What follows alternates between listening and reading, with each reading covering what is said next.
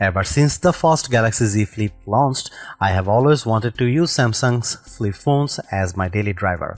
Unfortunately, none of those previous efforts managed to check off all the boxes in what I am looking for. Well, that's until now. Samsung gives the Galaxy Z Flip 7 much more attention than the last few models, and in doing so, it finally meets all of my criteria. As much as the Galaxy Z Fold 7 has its perks, like its 200 megapixel camera and insane thin design, I still think the Flip 7 has the better value and utility to make it the best affordable phone you can buy. There's a lot to unpack aside from the aesthetic changes, but I'll explore all the new additions and Galaxy AI features in my Galaxy Z Flip 7 review. After using the latest Flip for a week, I am convinced it's what all other flip phones should strive to become. Given how last year's model received a $100 price increase, I am relieved that Samsung has kept the Galaxy Z Flip 7 at the same price of $1,099 US. This undercuts the more expensive Motorola Razr Ultra 2025 while delivering more utility. The starting price comes with 256 GB of storage, while the 512 GB model will set you back at $1,219 US with both versions of the Flip accompanied by 12 GB of RAM. At the moment, you can choose from 4 colors: blue shadow, jet black, coral red and mint. That's fewer colors than Samsung offered with the Z Flip 6, but I hope that changes over time. From a cursory look, it doesn't look like Samsung has done much to change the design of its flip phone with the Galaxy Z Flip 7. It still has flat edges that dig into my hand, and it's really tough to open one-handed, but that changes that are there are certainly welcome. For starters, the Galaxy Z Flip 7 is actually thinner than the previous model at 0.26 inches when opened, and while it's a smidge heavier at 6.63 ounces. That's a warranted given how the Galaxy Z Flip 7 has much larger main display now. Foldable phones have a reputation for being fragile, but not the Galaxy Z Flip 7.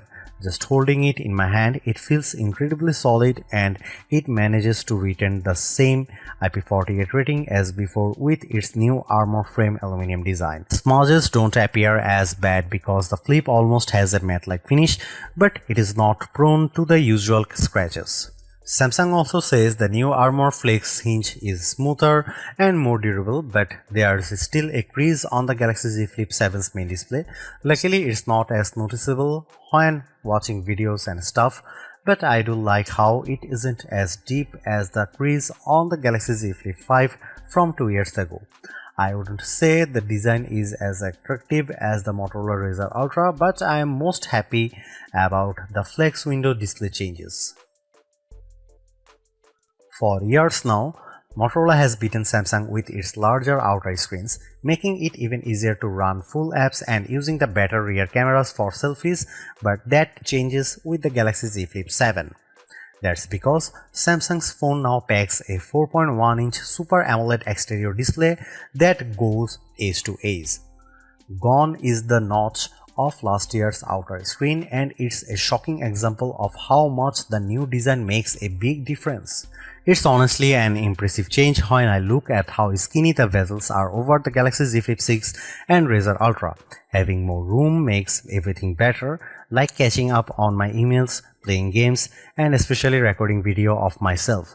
I only have 2 complaints. The flex window on the Z Flip 7 still doesn't support full apps natively, and it doesn't have an auto-rotate option.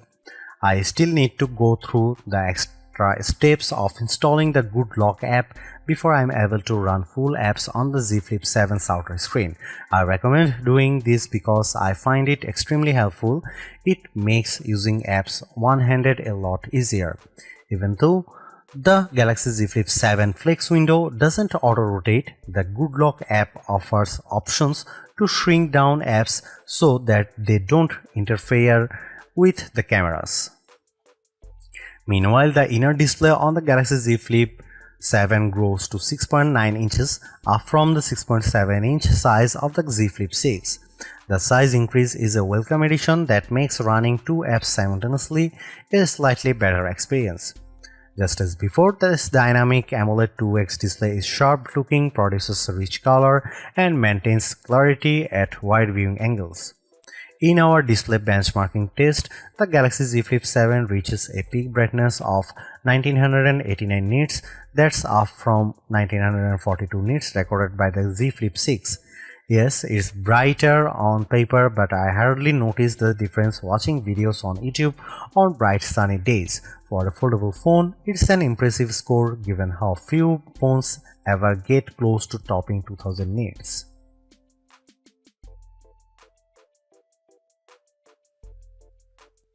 Sadly, Samsung doesn't give the Galaxy Z Flip 7 any big upgrades like what it does with Galaxy Z Fold 7.